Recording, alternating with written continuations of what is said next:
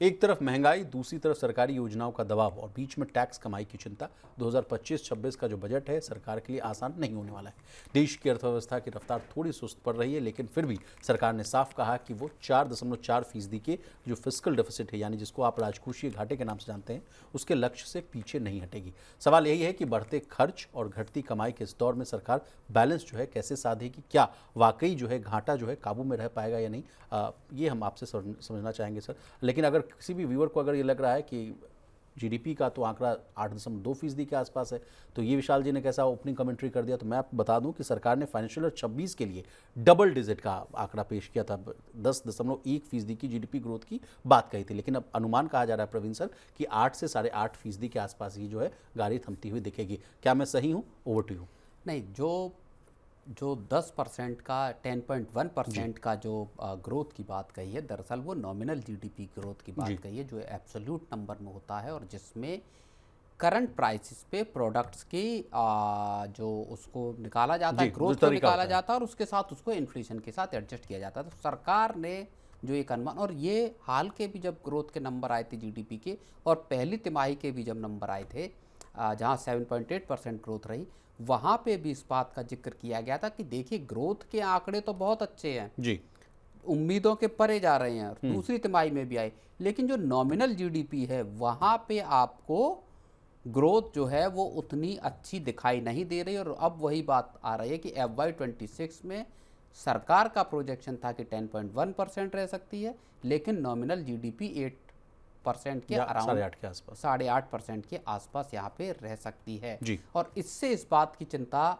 एक जरूर पैदा हुई कि क्या सरकार अपना जो फिस्कल कंसोलिडेशन का पाथ है उस पे क्या सरकार अपना चल पाएगी, क्या जो फिस्कल डेफिसिट है उसको सरकार कायम रख पाएगी। और उसको लेके अभी इस साल के लिए 4.8% का रखा गया FY24-25 के लिए, अगले साल के लिए इसको सरकार ने और घटा के 4.4% का रखा, यानी 2026-27 के लिए टारगेट 4.4%। लेकिन सर कुछ चिंता की बात यह है सर, जो एक्सपेंडिचर का जो दबाव है वो देखने को मिल रहा है। कुछ आंकड़े हैं मेरे पास, सरकार को कहा जा रहा है कि कुछ जगहों पर जो है अतिरिक्त खर्च करना पड़ सकता है।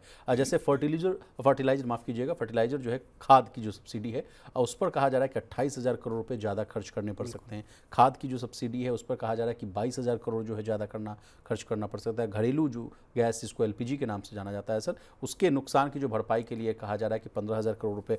तो यानी कुल मिलाकर देखा जाए सर तो 65,000 करोड़ रुपए का अतिरिक्त जो है वो बोझ पड़ता हुआ दिखेगा। नहीं, बिल्कुल एक्सपेंडिचर पे जो आप बात बता रहे हैं उसमें ओवरऑल अगर आप देखेंगे फर्टिलाइजर और आपका ऑयल जो कंपनसेशन है एक तरह का, उसको अगर आप दोनों को जोड़ देंगे तो तकरीबन 65,000 करोड़ रुपए का सरकार का बजट जो है वो गड़बड़ाता हुआ दिखाई दे रहा है। एडिशनल आपका बर्डन बढ़ रहा है। ये बर्डन ओवरऑल आपका 1,67,000 करोड़ रुपए के आसपास बैठ रहा है। तो एक चिंता सरकार की यहाँ पे जो 22,000 करोड़ बता रहे हैं वो खाद्य सब्सिडी का बिल है, जो आप सरकार जो आपको फ्री में राशन दे रही है उसमें अतिरिक्त बर्डन ये 22,000 करोड़ का बैठेगा। इसके बाद एक मसला सरकार के सामने जो ज़्यादा बड़ी चिंता है वो है दरअसल ग्रॉस टैक्स कलेक्शन की। ग्रॉस टैक्स जो रेवेन्यू है वहाँ पे सरकार को लगभग 1.5 लाख करोड़ रुपए का शॉर्टफॉल हो सकता है। उसका भी बाइफर्केशन है सर, कहा जा रहा है कि इनकम टैक्स और जीएसटी से वसूली जो है वो कम, उम्मीद से कम होने की बात कही जा रही है। जीएसटी दरों में जो कटौती किया गया, जो जीएसटी रेट रैशनलाइजेशन की जो बात हम लोग कह रहे थे, उससे कहा जा रहा है कि 48,000 करोड़ के आसपास का नुकसान हो सकता है। तो कुल मिलाकर आपने ठीक कहा कि फाइनेंशियल ईयर 26 में कुल जो टैक्स की जो कमाई है उसमें 1.2 से लेकर 1.5 लाख करोड़ की जो है कमी देखने को मिल सकती है। और राज्यों को हिस्सा देने के बाद भी कहा जा रहा है कि केंद्र सरकार को सर 69,000 करोड़ से लेकर 87,000 करोड़ जो है वो कम मिल सकता है। तो इन बातों को भी आप क्या आसान भाषा में समझाना चाहेंगे? नहीं, बिल्कुल। ये जो स्टेट्स वाला जो मामला ये जो है आपका जो ओवरऑल जो टैक्स का कलेक्शन है, रेवेन्यू का कलेक्शन है, इसका एंटिसिपेशन या इसका जो अंदाज़ा है वो सरकार ने जब बजट पेश किया था तभी लगने लगा था, क्योंकि सरकार ने उसमें 12 लाख रुपए तक की टैक्स छूट दी थी।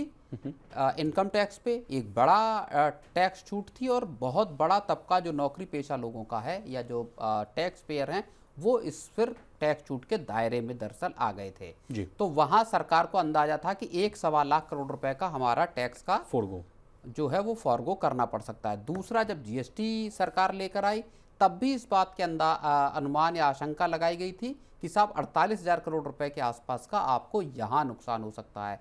वो चीज़ें अब बजट में जब हम बजट की तरफ बढ़ेंगे तो वहाँ इन दोनों चीज़ों को क्लब करके जब आप देखेंगे तो वो एक गैप यहाँ सरकार के खजाने पर विशाल दिखाई दे सकता सर है। क्या एक सवाल मैं ये पूछ सकता हूँ कि 8वें वेतन आयोग की जो बात की गई थी, घोषणा की गई थी, उसमें भी कहा जा रहा है कि 30 से 34% के आसपास की बढ़ोतरी होने का अनुमान है। हालांकि हम मान के चल रहे हैं कि 2026 से मिलता हुआ दिखेगा। कुछ रिपोर्ट्स में तो ये भी दावा किया जा रहा है कि 18 महीने तो अभी लग जाएंगे, 27-28 तक भी ये मामला जा सकता है। तो क्या वो वाला भी बोझ पड़ता हुआ दिखेगा सरकार नहीं, के? बिल्कुल ये बात सरकार खुद अपने उसमें कर चुकी है। कई बार सरकार इस बात को कह चुकी है कि 8वें वेतन आयोग की सिफारिशें जो लागू भले कभी से हों, लेकिन सरकार को उसके लिए बजट का इंतजाम इसी बजट में करना होगा जो 1 फरवरी को पेश होने वाला है।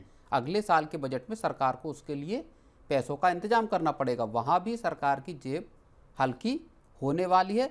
राहत सरकार को कहाँ पे है? जी, वो भी एक डेटा है सर। आरबीआई और पीएसयू से मिलने वाली जो डिविडेंड है वो उम्मीद से ज़्यादा बताया जा रहा है। मेरे पास डेटा है सर, फाइनेंशियल ईयर 25 के लिए जो है 2.69 लाख करोड़ के आसपास का तो डिविडेंड आरबीआई ने ही दिया था। और अगर फाइनेंशियल ईयर 24 से अगर इसका अगर कंपैरिजन किया जाए सर तो 27% ज़्यादा था। इसके अलावा सर फाइनेंशियल ईयर और भी अच्छी खबर ये आ रही थी कि जो सरकारी बैंक पीएसयूज की जो कमाई है उसको लेकर कहा गया कि पिछले साल फाइनेंशियल ईयर 24 में जो है 5 लाख करोड़ के आसपास की जो है कमाई, 5 लाख करोड़ से ज़्यादा का जो है उनको मुनाफा हुआ था। अगर उसके आंकड़े को अगर हम लोग बाइफरकेट करें तो जैसे स्टेट बैंक ऑफ इंडिया को 70,901 करोड़ का शुद्ध लाभ हुआ था, एलआईसी को है 48,151, एनटीपीसी 7,857 करोड़, कोल इंडिया 9,604 करोड़। और अगर ये डेटा लंबा है सर, लेकिन अगर फाइनेंशियल ईयर 25 के Q2 के अगर कुछ तिमाही नतीजों को देखा जाए तो कई कंपनियों ने हाल में ही जो है अपने नतीजे जो पेश किए वो भी बहुत शानदार थे। आरवीएनएल की बात की जाए, रेलटेल की बात की जाए, जो सरकारी कंपनियों की थी,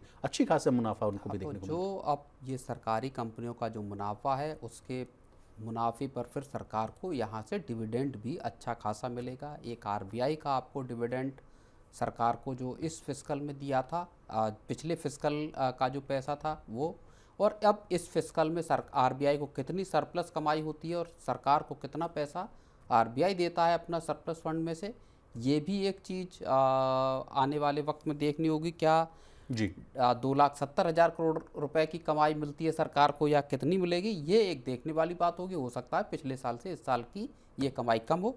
एक जो सरकार को राहत मिली है वो सरकार को अपने खर्चों पे सरकार ने जिस तरह से लगाम लगाई है वहाँ से सरकार को दिखाई दे रही है। पिछले 5-7 साल में सरकार ने हर साल लगभग 1 लाख करोड़ रुपए का अपने खर्चों में बचत की है। जो अलग अलग विभागों मंत्रालयों में सरकार ने खर्चों की कैपिंग की है जी, उससे एक बड़ी बचत मिली है। माना यह जा रहा है कि इस साल ये जो है आंकड़ा और बढ़कर लगभग 1.5 लाख करोड़ हो सकता है जी। तो यहाँ से वो भरपाई हो सकती है कुछ जो मान लीजिए सब्सिडीज पे सरकार का ज़्यादा खर्चा जा रहा है। और इसीलिए बहुत सारे अर्थशास्त्री ये कह रहे हैं कि इस फिस्कल ईयर में जो आने वाला जो फिस्कल ईयर है जिसके लिए सरकार बजट पेश करेगी उसमें सरकार अपने 4.4% के टारगेट को अचीव भी कर सकती है। जी, अब सर केपेक्स पर भी बात कर लेते हैं। जो है केंद्र सरकार जो है 11.2 लाख करोड़ का जो केपेक्स का जो टारगेट रखा है, लेकिन वो डेटा आया है सर अक्टूबर तक मात्र जो है 55% खर्च हो चुका है। इस आंकड़ों को कैसे देखें? एक्सपर्ट्स तो कह रहे हैं कि लक्ष्य पूरा होगा